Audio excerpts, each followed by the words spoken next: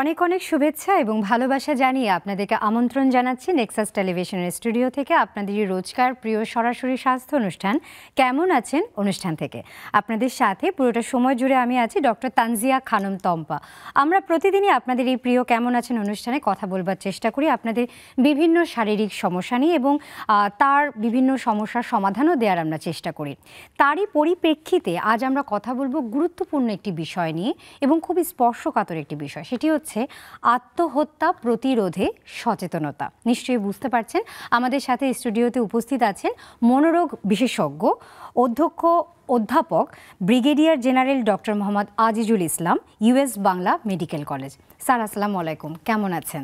ধন্যবাদ, অনেক ধন্যবাদ আপনাদেরকে, নেক্সাস টিভিকে ধন্যবাদ। এই জন্য আরও বেশি করে ধন্যবাদ যে মানসিক স্বাস্থ্যের উপরে আমরা একটা কথা বলছি আজকে, এবং আপনি অলরেডি বলেছেন যে একটি অত্যন্ত গুরুত্বপূর্ণ বিষয় নিয়ে আমরা কথা বলবো।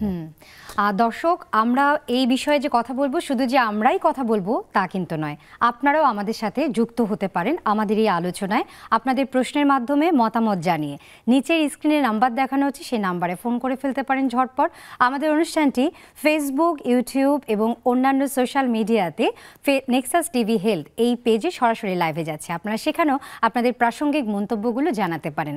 আগামী 10ই অক্টোবর মানসিক রোগ দিবস, এই বিষয়টি নিয়েই আজ আমরা কথা বলবো যে আসলে আমাদের নিজেদের প্রতি ভালোবাসাটা কতটুকু বাড়ানো দরকার। কেননা আসলে প্রকৃতির সাথে সাথে যদি নিজেদের প্রতি ভালোবাসাটা আমরা বাড়িয়ে দিতে পারি তাহলে প্রকৃতি, মানুষ এর সাথে একাত্ম হয়ে আমাদের জীবনযাপনের মানটাও অত্যন্ত ভালো হতে পারে। কিন্তু এখানে কোনো একটা ভারসাম্যহীনতার জন্যই মানুষ এই আত্মহত্যার মতো, মানে নিজেকে মেরে ফেলার মতো একটা ভয়ঙ্কর ডিসিশনও কখনো কেউ নিতে পারে। সেই বিষয়টি নিয়ে আমরা এখন স্যারের সাথে কথা বলবো। স্যার, আত্মহত্যা প্রতিরোধে সচেতনতা, এই বিষয়টিতে যাবার আগে আপনার কাছে জানতে চাই স্যার, একজন মানুষের আসলে এই যে মনের ব্যাপারটা, কিংবা আমরা যেটাকে মেন্টাল হেলথ বলি, আমার মনের স্বাস্থ্যের ব্যাপারটা, এটা আসলে কতটা গুরুত্বপূর্ণ? ধন্যবাদ আপনাকে। মন হলো মানুষের চালিকা শক্তি। আই এম সরি যে আমার একটু গলা একটু বসে গিয়েছে। মন মানুষের চালিকা শক্তি। আমরা বলি যে মানুষের যে চলন আছে, কথন, বলন, মানুষের যে আবেগ, অনুভূতি, মানুষের চিন্তা, চেতনা, বিচার, বিশ্লেষণ, কর্মস্পৃহা, কর্ম উদ্দীপনা, এগুলি সব কিছুতে মনের অংশ। সুতরাং মনের ইম্পর্টেন্সটা বোঝা যাচ্ছে যে আপনার যদি মন সঠিক না থাকে তাহলে কিন্তু আপনার কর্মক্ষমতা, উচ্ছ্বাস, উচ্ছলতা, চিন্তা, চেতনা সব কিছু কিন্তু জেরো, নীল হয়ে যাচ্ছে। সুতরাং মনের যত্নটা কিন্তু সবচেয়ে বেশি ইম্পর্টেন্ট। আমি যদি আরেকটু ব্রড স্পেকট্রামে বলি, আমরা স্বাস্থ্যের কথা যদি বলি, তা স্বাস্থ্য আপনি ভালো জানেন যে স্বাস্থ্য মানুষের শারীরিক, মানসিক এবং সামাজিক সুস্থতা। সুতরাং স্বাস্থ্যেরও কিন্তু একটি ইম্পর্টেন্ট কম্পোনেন্ট হলো মানসিক স্বাস্থ্য, দ্যাট ইজ মনের বিষয়টি। এবং আমি যে কথাটা বলছিলাম যে যদি আমি মনটা সঠিক না থাকে তাহলে আপনি কর্মস্কোপ থাকছেন না, আপনার উদ্দীপনা থাকছে না, আপনার মন না থাকলে আবেগ থাকছে না, আপনার চিন্তার চেতনা নষ্ট হয়ে যাচ্ছে, আপনার এই যে আমি যে কথা বলছি কথা বলার ইচ্ছাটাও থাকবে না। সুতরাং মনের গুরুত্ব কিন্তু অপরিসীম। এবং আরেকটা জিনিস আর কি বোঝার ব্যাপার আছে যেটা, সেটা হলো যে শারীরিক স্বাস্থ্যটা যখন নিয়ে আমরা আলোচনা করি তখন কিন্তু আমি নিজে I can go to doctor, আমি ডাক্তারের কাছে যাই, বলি যে আমার জ্বর এসছে বা আমার মাথা ব্যথা করছে বা একটা কিছু এরকম, আমরা কমপ্লেনটা বলি, বুঝি। কিন্তু মনের যত্নটা আরেকটু বেশি এই জন্য হতে হবে যে আমি অনেক সময় বুঝি না, আমাকে বোঝাতে হবে। পাশের যিনি থাকেন উনি হয়তো বুঝেন, তাকে সচেতনতাটা হতে হবে। সুতরাং এটা ওভারঅল পুরো পার্সপেক্টিভটাই হিসাব করতে হবে যে মনের স্বাস্থ্যটা মানে শুধু ওই ব্যক্তির জন্য না, তার আশেপাশে যারা আছে তারাও কিন্তু এটাতে প্রভাবিত, তারা এটাতে সাফারও করছে এবং তাদের ইম্পর্টেন্সটা, তাদেরও সচেতনতার ইম্পর্টেন্সটা অনেক বেশি। দারুণভাবে বলেছেন স্যার। একটা ব্যাপার আমরা জানি যে বিশ্ব স্বাস্থ্য সংস্থা একটা জরিপ করেছে যে করোনাকালীন সময়ে সারা পৃথিবীতে 7 লাখেরও বেশি মানুষ আত্মহত্যা করেছে, এবং যেটা দেখা যাচ্ছে যে প্রতি 40 সেকেন্ডেই সারা পৃথিবীতেই কেউ না কেউ এরকম নিজেকে হত্যার মাধ্যমে, মানে নিজেকে শেষ করে দিয়ে তারা পৃথিবী থেকে, এত সুন্দর পৃথিবী থেকে চলে যাওয়ার মতো ডিসিশন নিচ্ছে। এবং দেখা যায় যে যুবতীদের মধ্যে, বিশেষ করে যুবকদের মধ্যে, একটু যারা ইয়াং, বিশেষ করে 15 থেকে 24, তাদের মধ্যে এই প্রবণতাটা একটু বেশি। এটা যদি একটু ব্যাপারটা বুঝিয়ে বলতেন স্যার, যে কেন প্রবণতাটা এত বাড়ছে দিনকে দিন। ধন্যবাদ। আমরা যেটা হচ্ছে, আমাদের সামাজিক জীবনটা কিন্তু মেকানাইজড হচ্ছে, ডিজিটালাইজড। যত মেকানাইজ ডিজিটালাইজ তত কমপ্লেক্স জটিল হচ্ছি আমরা এই যে জটিল হচ্ছি আমাদের জীবনটা কিন্তু অনেকটা ভার্চুয়াল জগতে চলে যাচ্ছে। আমরা আসলে আমাদেরকে মেলে ধরার সুযোগ পাই না, আমাদের কথা বলার জায়গাটা নাই, আমাদের শেয়ারিং কেয়ারিংয়ের যে জায়গাটা সেটাতে কিন্তু আমাদের প্রচুর অভাব আছে। আবেগ যেটা মানুষের, আবেগ তো আমাদেরকে কন্ট্রোল করে মূলত, সেই আবেগের জায়গাটা কিন্তু আমাদের সীমিত হয়ে গেছে। আবেগটা কিন্তু আমরা প্রকাশ করতে পারি না। আরেকটু ইম্পর্টেন্ট জিনিস আছে, সেটা হলো যে মানুষ আত্মহত্যা যে কথা আমরা বারে বারে বলছি, আত্মহত্যাটাই একমাত্র জিনিস যেটা প্রিভেন্টেবল, এই মৃত্যুকে ফেরানো যায়। আত্মহত্যা is a preventable, suicide is a preventable বলবো ডেথ। সুতরাং এইটা কিন্তু ফেরানো যায়। আমি যে কথাটা বলছিলাম যে আজকাল যেটা হচ্ছে সেটা ছেলে মেয়েদের মধ্যে রেজিলিয়েন্স, প্রতিরোধ ক্ষমতা। আমরা যেমন আপনার যেমন মেডিসিনের ডাক্তার, আপনি জানেন রোগের প্রতিরোধের বিষয়টি আছে। তো মানুষেরও মনের কিন্তু স্ট্রেসটা, ট্রমাটা, যে কষ্টটা, সেই কষ্টটা প্রতিরোধ করার মতো একটা ক্ষমতা থাকতে হবে, রেজিলিয়েন্স ডেভেলপ করতে হবে। এই রেজিলিয়েন্সটা কিন্তু আমাদের এই যে কমপ্লেক্স লাইফে, ডিজিটালাইজ লাইফে, এই রেজিলিয়েন্সটা কিন্তু ডেভেলপ করে না। সে মানুষের চতুর্দিকে তো মিশি না, আমি চতুর্দিকে তো আমি যাই না, আমি কিন্তু মোকাবেলা করি না জিনিসটার। সুতরাং আমি কি করে রেজিলিয়েন্স ডেভেলপ করব? আমি তো ফুটবল খেলি না, আমি তো ক্রিকেট খেলি না, তাতে হলো কি আমার কিন্তু লিডারশিপ কোয়ালিটিটা গড়ে উঠে নেই। আমাকে যে একটা অডিটিস বা একটা অ্যাডভার্সারি মোকাবেলা করতে হবে, প্রতিকূলতা মোকাবেলা করতে হবে, সেটা আমার মধ্যে, আমার সন্তানের মধ্যে গড়ে উঠে নেই। আমাদের সন্তানদের বিশেষ করে আমি বলছি, এইটা কিন্তু তাকে যে কোনো ট্রমা, যে কোনো স্ট্রেস তাকে ভালনারেবল করে, এবং সে তখন কিন্তু ওই পথটা বেছে নেয়। সেই জন্য দেখা গেল যে আমি প্রেমে ফেল করছি, তো এই জন্য প্রেমে বা ভাঙ্গন হলো, তো আমি আত্মহত্যার একটি এই জিনিসটা কিন্তু ইম্পর্টেন্ট। আরেকটা জিনিস বলছিলেন যে 15 থেকে 24 বছরের মধ্যে তরুণদের মধ্যে এটা বেশি, রাইট, তরুণদের মধ্যে বেশি, কিন্তু তরুণীদের মধ্যে কিন্তু 8 থেকে 10 গুণ আত্মহত্যার প্রচেষ্টা বেশি, মানে চেষ্টাটা করে বেশি, কিন্তু ছেলেরা যেটা করে আর কি করেই ফেলে, এরকম ডেসপারেটলি করে ফেলে। সেই জন্য হয়তো এটা এরকম। আর আপনি কারেক্টলি বলেছেন যে বিশ্বে 40 সেকেন্ডে একজন মানুষ আত্মহত্যা করে, 7 থেকে 8 লাখ মানুষ প্রতি বছর আত্মহত্যা করে, এবং বাংলাদেশের সংখ্যাটাও কিন্তু কম না। বাংলাদেশে যদি আমরা হিসাব করি তাহলে প্রতি বছরে 12 থেকে 14 হাজার মানুষ আত্মহত্যা করে প্রতি বছর, অনেক বেশি। এবং এটা কিন্তু পুলিশ রিপোর্ট শুধু। সুতরাং আমাদের দেশে অনেক তো পুলিশ রিপোর্ট হয় না, অনেকে তো রিপোর্ট করে না। সুতরাং সেই ক্ষেত্রে আমরা যদি ওইটাই হিসাব করি তাহলে সংখ্যাটা কিন্তু আরো অনেক বেশি। সুতরাং এই জিনিসটা কিন্তু অত্যন্ত সচেতনতার সাথে চিন্তা করার দরকার আছে। বিকজ আমি বললাম যে দিস ইজ অনলি প্রিভেন্টেবল, আমরা কিন্তু এটা প্রতিরোধ করতেই পারি, সেটার জন্যই হয়তো আমরা আলোচনা করব। বাট এইগুলি হলো কেন এখন বেশি, সেক্ষেত্রে হচ্ছে আমাদের ব্যাপার সেটা হচ্ছে, যেমন স্যার আপনি তো অনেকটা বছর কাটিয়েছেন, অনেক ধরনের হয়তোবা মনের রোগে ভুগছে এরকম রোগীদেরকে দেখে। আপনারা যখন স্যার পড়াশোনা করেছেন তখন পড়াশোনার লোড একরকম ছিল, পরিবেশ, সমাজ আর রাজনৈতিক অবস্থা একরকম ছিল। আমরা যখন স্যার পড়াশোনা করেছি তখনও পরিবেশ, সমাজ, অর্থনৈতিক অবস্থা একরকম ছিল, কিন্তু পড়াশোনার বোঝাটা কিন্তু সবসময়ই ছিল স্যার। তারপরেও আমরা বিভিন্ন ধরনের সাংস্কৃতিক কর্মকাণ্ডের সঙ্গে নিজেদেরকে যুক্ত রেখেছি, খেলাধুলা করেছি, বড় হয়েছি, মা বাবার সাথেও সময় যেমন কাটিয়েছি তেমন বন্ধুবান্ধবদের সাথেও কাটিয়েছি। এখনকার ছেলে মেয়েদের মধ্যে এই যে ব্যাপারটা স্যার, এত বেশি আত্মহত্যা করার ব্যাপারটা, তারা তো অনেক বেশি মডার্ন, আমাদের থেকে অনেক বেশি মডার্ন, তারা আমাদের থেকে অনেক বেশি ফাস্ট, অনেক বেশি আপনি বলছিলেন যে টেকনোলজিক্যালিও তারা কিন্তু অনেক বেশি এগিয়ে। আমরা তো আমাদের সময় হয়তো বা কম্পিউটার, মোবাইল এগুলো মানে চিন্তামই না অনেক বড় বয়স পর্যন্ত।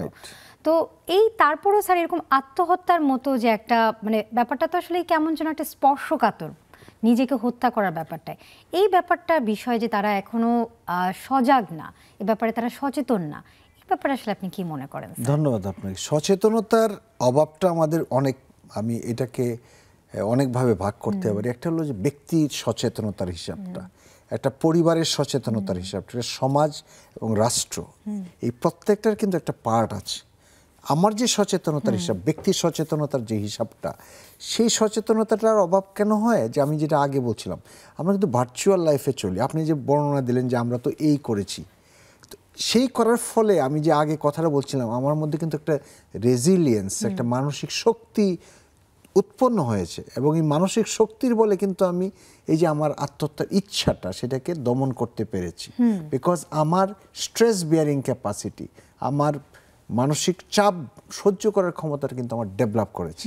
সুতরাং আমরা এমনিতে জানি রাস্তাঘাটে কেউ কেউ আছে দেখবেন একটা 10টা লোক আসছে লাঠি নিয়ে মারতে, সে কিন্তু দাঁড়িয়ে ফিরে ফেলছে যে মারতে দিবে না সে। আর কেউ কেউ আছে যদি দূর থেকে শুনে যে এই আসতেছে তাহলে কিন্তু দৌড়।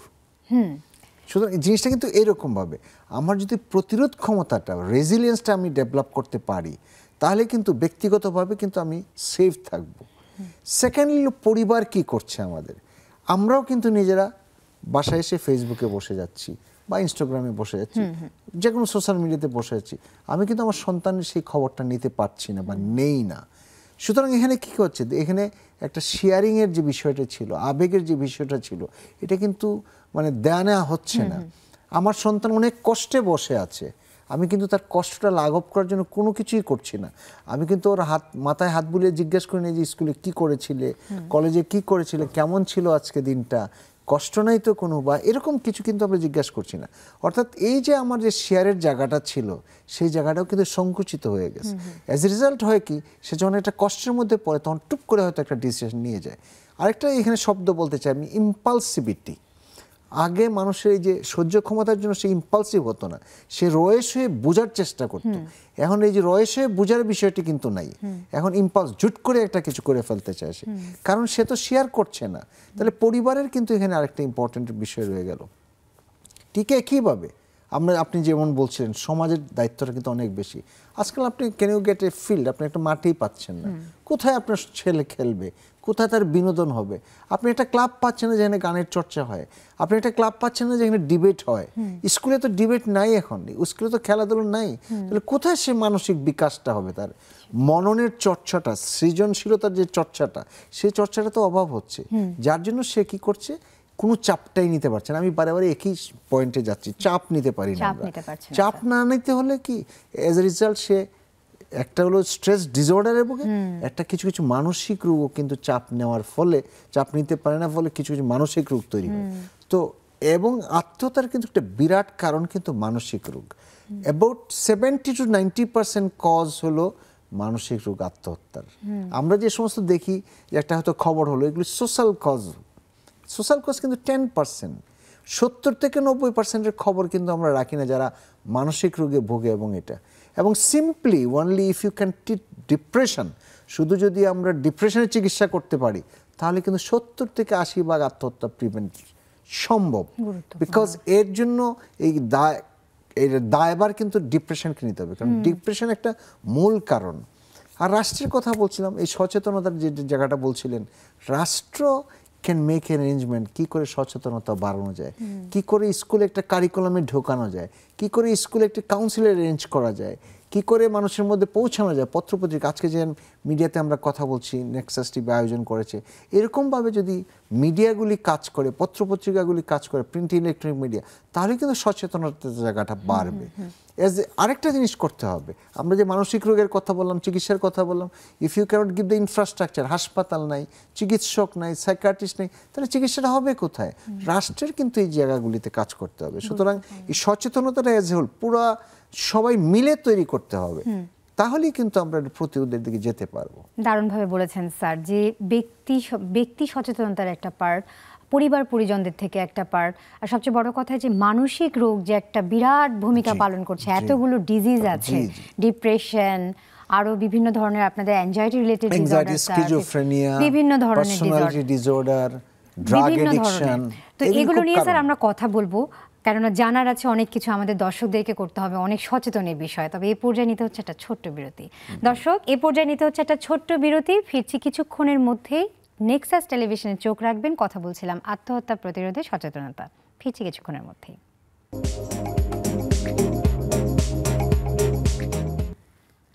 বিরতির পরে আপনাদেরকে আবারও স্বাগত। আজকের কেমন আছেন অনুষ্ঠানে আমরা কথা বলছিলাম গুরুত্বপূর্ণ একটি স্পর্শকাতর বিষয় নিয়ে, সেটি হচ্ছে আত্মহত্যা। আত্মহত্যা প্রতিরোধে সচেতনতা। আমাদের সাথে কথা বলছিলেন মনোরোগ বিশেষজ্ঞ অধ্যাপক brigadier general doctor Mohammad Azizul Islam, অধ্যক্ষ US Bangla medical college. Sir, বিরতিতে যাবার আগে আমরা আসলে শুনছিলাম যে আত্মহত্যার বিভিন্ন সামাজিক প্রেক্ষাপটগুলো, বিভিন্ন আসলে কারণগুলো, সেগুলো পর্যায়ে যাবো স্যার। তবে তার আগে এখন জানতে চাই, এই যে স্যার আপনি বলছিলেন যে মানসিক যে রোগগুলো একটা বিশাল ভূমিকা পালন করে, মোটামুটি 90% কেসেই দেখা যায় যে এই রোগীগুলো হয়তো বা আগে কখনো ডিপ্রেশন কিংবা অধিক মাত্রায় স্ট্রেস, অ্যাংজাইটি ছিল, তারা পরবর্তীতে গিয়ে আত্মহত্যার মতো ডিসিশনগুলো নিচ্ছে। এই মানসিক রোগগুলো কি কি মানসিক রোগগুলো সাধারণত আত্মহত্যার দিকে নিয়ে যায় একটা রোগীকে? ধন্যবাদ আপনাকে। হ্যাঁ, এটা আমাদেরকে জানতে হবে, বিকজ যদি আমরা প্রতিরোধ করতে চাই তাহলে কারণটা তো অনুসন্ধান করতে হবে। যদি আমি মানসিক রোগের কথা বলি তাহলে প্রথমেই আমাদেরকে ডিপ্রেশনের কথা বলতে হবে।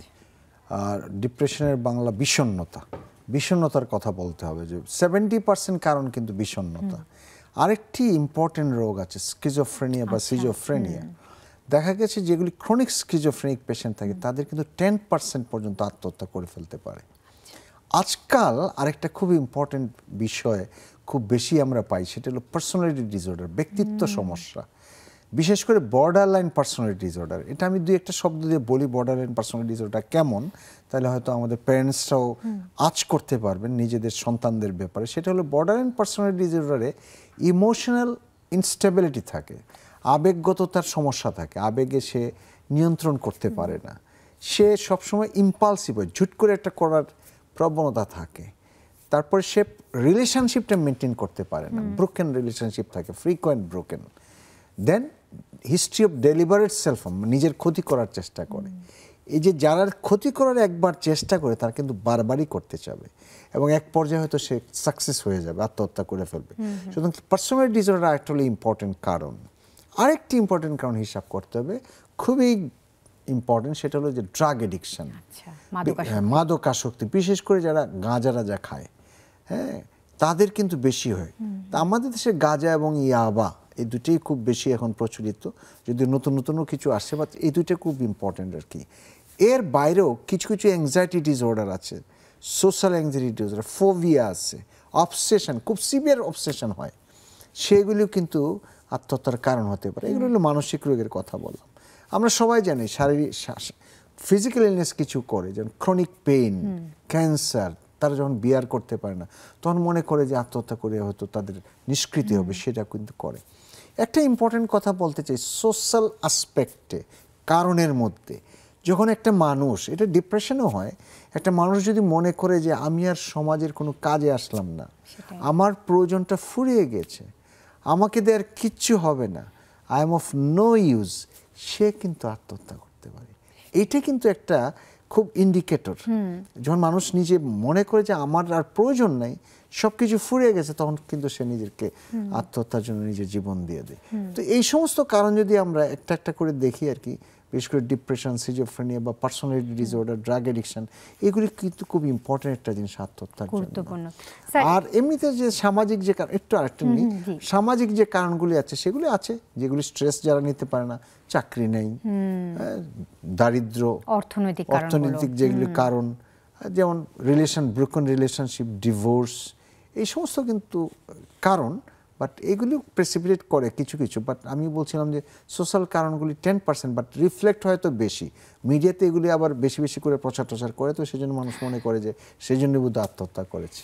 আসলে তো ব্যাপারটা হচ্ছে স্যার, মানে চাকরি না পেলে, অথবা আমি যদি আমার পরিবারকে ঠিকভাবে না খাওয়াতে পারি, কিংবা আমি যদি আমার রিলেশনশিপটাকে ভালোভাবে মেনটেন না করতে পারি, আলটিমেটলি তো আসলে আমার রোগটা ডিপ্রেশনই হবে, অথবা স্কিজোফ্রেনিয়া হবে, অথবা অ্যাংজাইটি হবে, ফোবিয়া হবে। মানে আলটিমেটলি তো এটা কোনো একটা মানসিক রোগী গিয়েই দাঁড়াবে, টার্ন নেবে। ভালো বলেছেন স্যার। আপনার কাছে জানতে চাই স্যার, কোনো রোগী অথবা কোনো মানুষ তার মানসিক রোগ হয়ে যাচ্ছে, তার ডিপ্রেশনই হচ্ছে, অথবা স্যার স্কিজোফ্রেনিয়া হচ্ছে, অথবা স্যার কোনো একটা পার্সোনালিটি ডিসঅর্ডারই, মানে নিজে সে একটা অস্তিত্বহীনতায় ভুগছে, এ ধরনের সমস্যায় সে চলে যেতে চলেছে, পরিবারের লোকজন স্যার কিভাবে বুঝবে, কি কি উপসর্গ দেখা যায়? খুব সুন্দর কথা বলেছেন। পরিবারের লোকজনের বোঝার আসলে দরকার আর কি। আমি যদি একটা একটা করে বলি, ডিপ্রেশনের কথা বলি প্রথমে।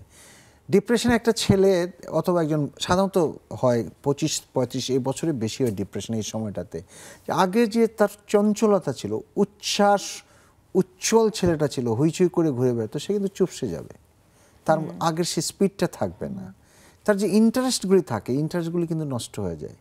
হ্যাঁ, প্লেজার যেটা থাকে মানুষের, একটা আনন্দ পাই আমি একটা কাজ করে, যে আপনি বলছিলেন অফ স্ক্রিনে যে পড়তেই আনন্দ, বা প্রত্যেকের একটা আনন্দের জায়গাটা আছে, ভাল লাগার জায়গাটা আছে। আমাদের কাছে কিন্তু মায়েরা এসে সাধারণ বলে ভাল লাগে না ডাক্তার সাহেব, স্যার কোনো কিছু ভাল লাগে না। আগে যে মা 10টার তরকারি রান্না করতো বাচ্চা ইউনিভার্সিটি থেকে আসবে বলে, বাসায় ফিরবে বলে, আজকাল কিন্তু সে ছেলে আসবে সেটার জন্য সে ভয় পাচ্ছে, কারণ সে তো এখন রান্না করতে পারে না, তার সেটাতে ভাল লাগে না। সে এই যে ভালোটা লাগে না, কোনো কিছুই ভাল লাগে না, মন ভালো থাকে না, কিছু করতে ইচ্ছা করে না, সবসময় ডাল থাকি, সবসময় মনে হয় যে কিছুই হলো না, সবসময় মনটা খারাপ থাকে, এই অনুভূতিগুলি কিন্তু সহজে প্রকাশ পায়। এবং পাশের জন কিন্তু বুঝতে পারে যে উনি তো চুপ হয়ে গেছে, উনি তো আগের মতো নাই, এই আগের মতো নাই, উনি তো চুপ হয়ে গেছে, এটা কিন্তু পাশের জন বুঝতে পারে। পাশের জন তো পুরো এই জিনিসটা বুঝতে পারে না, যে মুডের বিষয়টা এটা বুঝে না, কিন্তু ওইটা তো বুঝে সে। আরেকটা জিনিস লক্ষ্য করে দেখা যাবে, ঘুমের খুব একটা ব্যাঘাত ঘটে। ডিপ্রেশন বা যে কোনো প্রায় সমস্ত মানসিক রোগী ঘুমের কিছু না কিছু ব্যাঘাত হয়। ডিপ্রেশনে সাধারণত ঘুমটা আসে একটুক্ষণ হয়ে শেষ সাথে ভেঙে যায়, 3টার দিকে ঘুম ভেঙে যায়, আর ঘুমটা আসে না, আর্লি মর্নিং এওকেনিং বলি আমরা। এবং তারপর যখন সকালে উঠে, আমরা সকালে উঠলে ঘুম থেকে উঠলে একটু আড়মোড়া ভেঙেই ভাল লাগাটা তৈরি হয়, কিন্তু তার কিন্তু ফ্রেশ লাগে না, ফ্রেশলেসনেস। সো আর্লি মর্নিংয়ে ফ্রেশলেসনেস, এইগুলি কিন্তু ডিপ্রেশন আটলো। খাওয়া দাওয়ার ব্যাপারে খুব কম খায় সে, অথবা খেতে ইচ্ছা করে না সে, নিজের যত্নটা আর নেয় না। আগে যে কাপড়টা টিপটপ ছিল সেই কাপড়টা এখন আর টিপটপ থাকে না। আগে জুতাটা চকচক করতে, এখন জুতার মধ্যে কাদা লেগে আছে, তার কোনো খবর নেই। আগে চুলটা এরকম করে আশ্রয়িত এরকম করে ভাঁজ করতে, এখন কিন্তু সেটা করছে না। এই জিনিসগুলি কিন্তু আশেপাশের সবাই কিন্তু দেখতে পারে। তো কিছু কিছু ক্ষেত্রে কিন্তু নেগেটিভ চিন্তাটা প্রকাশও করে তারা, সব কিছুকে সে নেগেটিভলি দেখে, নেতিবাচক হিসেবে দেখে। নেতিবাচক নিজের জীবনটা, নেতিবাচক চতুর্দিকে পৃথিবীটাই নেতিবাচক, একসময় বলে যে কোনো কিছুর অস্তিত্বই নেই, এরকম একটা ভাবনা কিন্তু থাকতে পারে। এগুলো একটু severe form of depression. But আগের যেগুলি বললাম এ কিন্তু সিভিয়ার না। নর্মালি অনেক ক্ষেত্রে ডিপ্রেশনে এরকম হয় যে জবুতুবু হয়ে যায়, আমি জবুতুবু বাংলাটা বললাম, রাইট, একদম চুপ হয়ে যায়, রিটায়ার্ডেড হয়ে যায়, এবং কথা বলতে চায় না, তার হাত চোখের পলক পড়ে না ঠিক মতো, হাতটার আমি যেমন কথা বলতেছি মুভ করতেছি এরকম আর কিছুই করে না। এটাও কিন্তু ডিপ্রেশনে হতে পারে। আর স্কিজোফ্রেনিয়া রোগীটা কিন্তু মূলত পরিবারের সদস্যকেই দেখতে হবে, কারণ এটা একটি সাইকোটিক ডিসঅর্ডার, আমরা বলি গুরুতর মানসিক রোগ, যেখানে রোগীর মধ্যে অন্তর্দৃষ্টিতা থাকে না, বাস্তবতা বোধটা থাকে না, সে বুঝে না যে আমি একটা রোগে ভুগতেছি। অনেক সময় ডিপ্রেশনে বুঝে, কিন্তু সিজোফ্রেনিয়াতে অনেক সময় ম্যাক্সিমাম ক্ষেত্রে বুঝে না যে সে রোগে ভুগতেছে। এইখানে অনেক সময় আইসোলেটেড থাকে, উড্রণ থাকে, তার কোনো বন্ধু বান্ধব থাকে না, ঘরের কোণে থাকে, খুব শান্ত সুবোধ ছেলেটি। মা বলবে সে আমার মেয়ে, আমার ছেলে স্যার কোনোদিন মেয়েদের দিকে তাকায় নেই, আমার ছেলে স্যার কোনোদিন কোনো দিকে রাস্তায় গিয়ে কোনোদিন থুতু ফেলে নেই। এরকমভাবে শান্ত সুবোধ যারা, আমি কি বলি ভাই এটা ভালো না, একটু যেন চোখ মেলে, একটু যেন তাকায় দেখে, যেন এরকম হবে। কিন্তু সেই বাচ্চাটি এরকম থাকবে বা কিশোর কিশোরীটি এরকম থাকবে। আরেকটা যেটা হয়, সে এখানেও কিন্তু ড্রাইভ উদ্যম থাকবে না। কিন্তু কিছু ইম্পর্টেন্ট জিনিস হলো সন্দেহ প্রবণতা। অনেক সময় বলে সন্দেহ প্রবণতা, আজকাল খুব ইম্পর্টেন্টলি বলে এরকম সন্দেহ যে তারা ফলো করছে, তার পিছনে লেগে আছে, তাকে ক্যামেরাতে দেখতেছে, তাকে মনিটর করতেছে, তার ওয়াশরুমে বা তার বাইরে থেকে ক্যামেরা লাগিয়ে দিয়েছে। আজকাল আরেকটা খুব ইম্পর্টেন্ট কথা, সব তো ডিজিটাল বলে, ব্রেইনে নাকি তার কোনো মাইক্রোসফটের কিছু ঢুকিয়ে দিয়েছে, চিপস ঢুকিয়ে দিয়েছে, এগুলি কিন্তু আসতেছে এখন, অথবা স্যাটেলাইট দিয়ে কন্ট্রোল করতেছে, সিআইএ এর এজেন্ট লেগে গেছে তার দিকে। এই সমস্ত সন্দেহ প্রবণতা তার মধ্যে খুব কাজ করে, মারাত্মক কিন্তু স্যার এরকম যদি কেউ এরকম সন্দেহগুলো করেন। এবং কিছু কিছু ক্ষেত্রে সে মনে করে যে তার থটগুলি, তার চিন্তাগুলি অন্যরা জেনে গেছে, আমরা বলি থট ব্রডকাস্টিং। কোনো কোনো ক্ষেত্রে তাদের মনে করে যে তাদের অন্যরা চিন্তা তার মাথার মধ্যে ঢুকিয়ে দিয়েছে, আমরা বলি থট ইনসারশন। কিছু কিছু ক্ষেত্রে আমাদের সোশ্যালিও যায়, এটা মনে করে যে রোগ তার ক্ষতি করার চেষ্টা করছে সবাই ভিন্ন ভিন্ন ভাবে, বাট এটা অনেক সময় সোশ্যালি মিলে যায়, সেজন্য এটার গুরুত্বটা কম, বাট এটা খুব কমনলি পাওয়া যায় আমাদের দেশে। আরেকটি ইম্পর্টেন্ট জিনিস হলো পারসেপচুয়াল ডিসঅর্ডার, হ্যালোসিনেশন। এটা খুব ইম্পর্টেন্ট স্কিজোফ্রেনিয়ার ক্ষেত্রে, বিশেষ করে অডিটরি হ্যালোসিনেশন, কানে আওয়াজ শুনে, কানে সে শুনে যে তাকে নিয়ে কথা বলছে, তাকে নিয়ে ডিসকাস করছে, তাকে আদেশ দিচ্ছে। এইখানে আত্মহত্যার কথাটা আবার আমি নিয়ে আসি। এই যে আদেশ দেয়, কানে যে আওয়াজ শুনে, সে কথা শুনে, অনেক সময় শুনে সে যে তোরে দে, তোর কিচ্ছু হল না, তুই বেঁচে থেকে কি করবে, এই যে হ্যালোসিনেশনটা, এটা কিন্তু তার জন্য খুব ক্ষতিকর। এই জিনিসগুলি হয় এবং কথার মধ্যে তার কোনো, অনেক সময় কথায় যে গ্রামার থাকে না, মানে কথা বলতেছে বলতেছে অর্থহীন কথা, মানে কোনো সংলগ্নতা থাকে না, মানে কোনো রিলেশন থাকে না, রাইট। অনেক সময় কিন্তু বিড়বিড় করে একা একা কথা বলে, একা একা হাসে, বাথরুমে একা একা আয়নাতে দেখতে থাকে, এরকম কিন্তু স্কিজোফ্রেনিয়া এগুলি কিন্তু ঠিক এরকম ভাবে আসে। অসুবিধা হচ্ছে স্যার আমাদের দেশে, বিশেষ করে আপনি যে স্কিজোফ্রেনিয়া যে সমস্যাগুলো বললেন, কানে শোনা, গায়েবী আওয়াজ শোনা, কিংবা কিছু দেখা, কিংবা এই যে আমাকে কেউ ফলো করছে, এই ব্যাপারগুলো যখন পরিবারের কারো হয়, আমাদের দেশের পার্সপেক্টিভে, বিশেষ করে বিদেশের কথা আলাদা, পাশের দেশের কথাও আলাদা, বিশেষ করে আমাদের বাংলাদেশের পরিপ্রেক্ষিতে দেখা যায় পরিবারের লোকজন কিন্তু তাকে পাগল বলে, জিনে ভূতে আছর করেছে বলে তাকে খুব আইসোলেট করে দেয়। তার ট্রিটমেন্টটা কিন্তু খুব খারাপ হয় এবং দেখা যায় যে রোগীর অবস্থা আরও খারাপ থেকে খারাপতর হতে থাকে। সেক্ষেত্রে এই রোগীগুলোর যত্ন আপনারা কিভাবে নেন স্যার? ধন্যবাদ আপনাকে। আরেকটা যে কথা বলেছেন খুব ইম্পর্টেন্ট, সচেতনতার জায়গাটা এইখানেই আরো বেশি দরকার। আমরা বুঝি না যে এটা একটি রোগ। আমরা মনে করেছি ঝিনে ধরেছে, ভূতে ধরছে, আলগা লাগছে, উপরি লাগছে, বাতাস লাগছে, পড়িতে ধরছে, এরকম। এজ এ রেজাল্ট তারা কি করে, তারা মেল প্র্যাকটিসের হাতে পড়ে আর কি, তারা ওজা বৈদ্য কবিরাজের কাছে পড়ে এবং এইখানেই হলো অমানবিকের মানে কাজটা, অমানবিক চিকিৎসার হিসাবটায় তার চুল কেটে দিচ্ছে, নাকে মরিচ দিয়ে দিচ্ছে, মাথার মধ্যে গরম তেল ঢেলে দিচ্ছে, ঝাড়ু দিয়ে পিটাচ্ছে, লাঠি দিয়ে পিটাচ্ছে, অমানবিক করে। এই জিনিসটাই যে আজকে আপনাদের মাধ্যমে যে কথাগুলি বলছি, এটাই সচেতনতার বিষয়টি। আমি একটা ক্লিয়ার কথা বলি, আপনি মেডিসিনের আপনি আরও বেশি বলতে পারতেন হয়তো।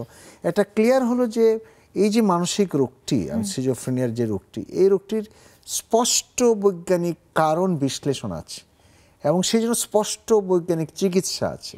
আমি যদি আরও ক্লিয়ার করি, আমাদের যে ডায়াবেটিস রোগটা, সেই ডায়াবেটিস রোগটা আপনি you know very well then me, ডায়াবেটিসটা হলো ইনসুলিন নামক একটি হরমোনের স্বল্পতার জন্য এই রোগটা হচ্ছে। এবং আপনি যদি ইনসুলিন দেন অথবা যে ওষুধটা দিবেন সেটা ইনসুলিনটা বাড়ায়, সেটাতে কিন্তু আপনি চিকিৎসা করছেন, রাইট। এরকম প্রত্যেকটি মনোরোগ, আমরা যদি সিজোফ্রেনিয়ার কথা বলছিলাম সেটা বলি, বাট প্রত্যেকটি মনোরোগের জন্য একটি করে বা দুইটি করে বা আরও বেশি নিউরোকেমিক্যালস, ব্রেইনের নিউরো ট্রান্সমিটার আছে, সেগুলি দায়ী। এবং স্কিজোফ্রেনিয়ার ডোপামিন নামক একটি নিউরো ট্রান্সমিটার, যেটা ওভার অ্যাক্টিভ, হাইপার অ্যাক্টিভিটি ডোপামিনের হয়, এবং যদি আমরা ডোপামিনটা কমিয়ে দিতে পারি তাহলে কিন্তু চিকিৎসা করে আমরা রোগী ভালো করতে পারি। এটাও কিন্তু প্রমাণ করে যে এটা ঝিনে ধরা বা ভূতে ধরার বিষয় না। আমি আরেকটা কথা বলি, এটা ধর্মের থেকে বলি। আমরা ইসলাম ধর্মের মতে আমরা জিনে বিশ্বাস করি। আল্লাহ বলেছেন যে আমি জিন এবং মানুষকে সৃষ্টি করেছি আমার ইবাদতের জন্য। সো জিন একটা প্রজাতি আছে, বাট আমাদেরকে আরেকটা জিনিস বুঝতে হবে, যারা এটা নিয়ে বলেন যে জিনে ধরেছে, জিন তো আগুনের তৈরি, আমি তো মানুষ, আমি তো মাটির তৈরি। তো আমাকে যদি জিন ধরে, যদি আগুন আমার শরীরে ঢুকে আমার মধ্যে থাকে, তাহলে আমি কি বাঁচার কথা? বাঁচার কথা না। আগুন আমার সাথে মিশতে পারে না, আমার সাথে যেতে পারে না। সুতরাং এটা কিন্তু একটা ভ্রান্ত ধারণা, ভুল ধারণা। এবং যেটা বলছিলাম যে কানে আওয়াজ শুনলে যদি পড়িতে কিছু বলে মনে করি আমি, তাহলে আমি চিকিৎসা দিলে ভালো হয় কি করে? বৈদ্য তো চিকিৎসা দিলে ভালো হচ্ছে না, পিটাচ্ছেন শুধু। তাহলে আমরা বলবো আর কি যে এই জিনিসগুলোর জন্য আমরা যেন যে কোনো ডাক্তারের কাছে যাই, মনোরোগ বিশেষজ্ঞের কাছে না গেলাম, পাইলাম না, তার কাছে যেতে পারলাম না, অন্তত প্রাথমিক চিকিৎসা যিনি করেন একজন এমবিবিএস ডাক্তার, তার কাছে যাই। তাতে হবে কি, রোগটা তো চিকিৎসা হবে, পাশাপাশি সে কিন্তু মানবিক একটি জীবন পাবে। অথচ যদি সে অমানবিকভাবে ওইভাবে ট্রিট করা হয়, একদিন তো সে ভালো হবে, আমাকেও কিন্তু ক্ষমা করবে না, তোমরা কিন্তু আমাকে টর্চার করেছো, সে তো একদিন ভালো হবে, তাই না? আশা করা যায় তো সে ভালো হবে। স্যার দারুণভাবে বলেছেন স্যার, সচেতনতার এই ব্যাপারগুলো। স্যার এই পর্যায়ে নিতে হচ্ছে আবারও একটা বিরতি। দর্শক, আমরা কথা বলছিলাম আত্মহত্যা প্রতিরোধে সচেতনতা। চোখ রাখুন নেক্সাস টেলিভিশনে। নিচ্ছে একটা ছোট্ট বিরতি, ফিরছি কিছুক্ষণের মধ্যেই। বিরতির পরে আপনাদেরকে আবারও স্বাগত। আজকের কেমন আছেন অনুষ্ঠানে কথা বলছিলাম আত্মহত্যা নিয়ে। আত্মহত্যা প্রতিরোধে সচেতনতা, আমার আপনার কি করণীয়, সেগুলো নিয়ে আমরা কথা বলছিলাম। আমাদের মনোরোগ বিশেষজ্ঞ, আমাদের সবার প্রিয় স্যার অধ্যাপক brigadier general doctor Mohammad Azizul Islam. Sir আপনার সাথে আমরা বিভিন্ন বিষয় নিয়ে কথা বলছিলাম, যে আসলে আত্মহত্যার জন্য কোন রোগগুলো, মানসিক কোন রোগগুলো দায়ী এবং বিশেষত আমরা কিভাবে বুঝবো কি উপসর্গগুলো থাকে। আপনার কাছে জানতে চাই স্যার, কোনো রোগী অথবা পরিবার যদি আসলে একজন মানসিক রোগ ডাক্তারের সাহায্য নিতে চায়, হেল্প নিতে চায়, তাহলে আসলে বাংলাদেশে, আমি যদি বাংলাদেশের কথাই চিন্তা করি, তাহলে কোথায় কোথায় আসলে তার যাওয়া উচিত, কোন কোন হসপিটালে কোথায় গেলে আসলে মানসিক ডাক্তারদেরকে তারা খুঁজে পাবে? ধন্যবাদ আপনাকে। রাইট, আমরা সেটাই চাই আর কি। আমরা চাই যে সবাই সাইকিয়াট্রিস্টের কাছে আসতে পারবে, মনোরোগ বিশেষজ্ঞের কাছে। সেটা সম্ভব না, কারণ বাংলাদেশে টোটাল মাত্র 500 মনোরোগ বিশেষজ্ঞ আছে মাত্র। সুতরাং এটা সব লেভেলে সম্ভব না। বাট আমরা চাই যে প্রাথমিক স্বাস্থ্য সেবার কাছে যাক। আচ্ছা, গভর্নমেন্টেরও কিন্তু টার্গেট এসডিজি, যেটা সাস্টেইনেবল ডেভেলপমেন্ট গোল, যেটা সেটাতে কিন্তু বলা আছে প্রাথমিক স্বাস্থ্য যেখানে আছে সেখানে স্বাস্থ্যসেবা, প্রাথমিক স্বাস্থ্যসেবা যেখানে আছে সেখানে মেন্টাল হেলথ ইনকর্পোরেট করবে। তো আমাদের প্রাথমিক স্বাস্থ্যসেবায় কিন্তু একজন ডাক্তার পাওয়া যায়, এমবিবিএস একজন ডাক্তার পাওয়া যায়, রেজিস্টার্ড ডাক্তার পাওয়া যায়। এবং আপনি জানবেন হয়তো যে কিছুদিন আগেও কিন্তু মেন্টাল হেলথের আন্ডারগ্রেড কারিকুলামে এমবিবিএস লেভেলে মেন্টাল হেলথ না পড়লেও পাস করা যেত। বাট আমরা চেষ্টা করেছি, কারণ এটা এখানেও কিন্তু আমাদের সচেতনতার অভাব আছে, আমরা কিন্তু এটা বুঝি নাই। তো আমরা চেষ্টা করেছি, এবং এখন যে সিস্টেম আছে সেটা আন্ডারগ্রেডে একটি বোর্ড থাকবে, 5th ইয়ার আপনি জানেন, ফাইনাল প্রফেশনাল একটা বোর্ড থাকবে যেখানে একজন সাইকিয়াট্রিস্ট অবশ্যই বসবে। আচ্ছা, অতএব এখন কিন্তু না পড়ে আর হচ্ছে না। সুতরাং প্রাইমারি লেভেলে যারা কাজ করে, এমবিবিএস একজন ডাক্তার, তার কাছে যাক। সেটা যদি না হয়, আমাদের তো এরকম প্রাইমারি সেকেন্ডারি টার্সিয়ারি এরকম ভাগ করা নাই। বাট বাংলাদেশে জাতীয় মানসিক স্বাস্থ্য ইনস্টিটিউট ঢাকায় 400 বেডের একটি হাসপাতাল। আচ্ছা, অনেক বড় একটি হসপিটাল যেটি ঢাকায় আছে, এবং এটা একটি সেন্টার অফ এক্সেলেন্স আমি বলবো। পাবনা মানসিক হাসপাতাল অনেকদিন আগে থেকে আছে, এটাও একটা 500 বেডের হাসপাতাল। বঙ্গবন্ধু শেখ মুজিব মেডিকেল ইউনিভার্সিটি আছে, এবং প্রত্যেকটি সরকারি বড় বড় মেডিকেল কলেজ, ইভেন সিলেট বলি, চিটং বলি, দিনাজপুর বলি, রংপুর বলি, সমস্ত যে সরকারি মেডিকেল কলেজ আছে প্রত্যেকটি মনোরোগ বিভাগ আছে। আচ্ছা, এখন কিন্তু বাংলাদেশে প্রাইভেট মেডিকেল কলেজ এবং সরকারি মেডিকেল কলেজ মিলিয়ে 110 থেকে 112টি মেডিকেল কলেজ আছে। প্রত্যেকেই ওপিডি, আউটপেশেন্ট ডিপার্টমেন্ট, বহির্বিভাগে কিন্তু মনোরোগের চিকিৎসা করে। সুতরাং সেগুলো কিন্তু যেতে পারে। আর প্রত্যেকটি বড় মেডিকেল কলেজে কিন্তু ইনডোর আন্তঃবিভাগও আছে, বহির্বিভাগও আছে। সুতরাং সেই সেবাটা কিন্তু সেখানে নিতে পারে। এছাড়াও সরকারের কিছু সিস্টেম আছে, এখন সরকার চেষ্টা করছে যে বিভাগীয় পর্যায়ে বড় বড় হাসপাতাল, সাইকিয়াট্রি হাসপাতাল বানানোর একটা চেষ্টা চলছে। পাবনা মেন্টাল হাসপাতালে আপগ্রেড করার চেষ্টা করা হচ্ছে। স্যার, আপনাকে অসংখ্য ধন্যবাদ। আসলে আজকে আমাদের সময় স্বল্পতার জন্য হয়তোবা প্রোগ্রামটা এখানেই শেষ করতে হবে।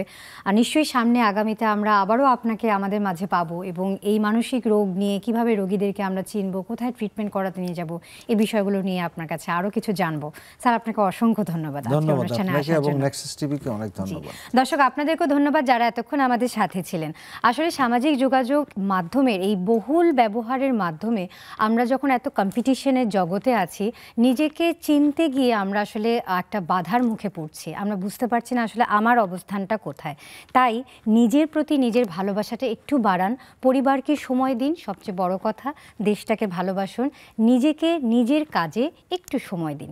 তাহলে দেখবেন আপনার প্রতি ভালোবাসা যেমন বাড়ছে, আপনার চারপাশে মানুষের প্রতিও ভালোবাসা বাড়ছে। সবাই ভালো থাকবেন, সুন্দর থাকবেন, সুস্থ থাকবেন। আজ এখানেই শেষ করতে হচ্ছে। নিশ্চয়ই দেখা হবে সামনে আগামীতে কোনো পর্বে। দেশকে ভালোবাসবেন, আর হ্যাঁ, নেক্সাস টেলিভিশনের সাথেই থাকবেন।